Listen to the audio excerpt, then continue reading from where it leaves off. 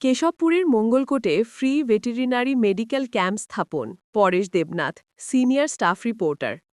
দেশীয় জাত, আধুনিক প্রযুক্তি, প্রাণী সম্পদে হবে উন্নতি, এই প্রতিপাদ্যকে সামনে রেখে যশোরের কেশবপুরে জাতীয় প্রাণী সম্পদ সপ্তাহ ও প্রাণী সম্পদ প্রদর্শনী বুধবার ২৬ নভেম্বর ২৫ থেকে অনুষ্ঠিত হয়েছে।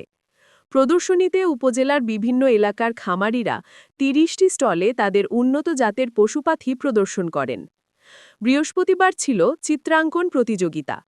এরই ধারাবাহিকতায় জাতীয় প্রাণী সম্পদ সপ্তাহ ২০২৫ উপলক্ষে কেশবপুরের মঙ্গলকোট ইউনিয়নে তৃতীয় দিনে ফ্রি ভেটেরিনারি মেডিকেল ক্যাম্প বা কৃত্রিম প্রজনন সেবা, ভ্যাকসিনেশন বা কৃমিনাশক ওষুধ বিতরণ করা হয়েছে।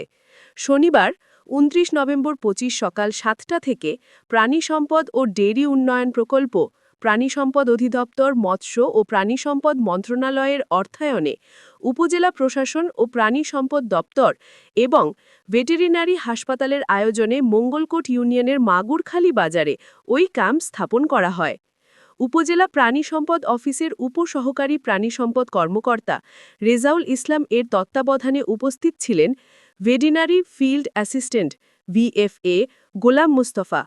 সহযোগী হিসেবে ছিলেন আলিমুল হোসেন ও ইমামুল ইসলাম।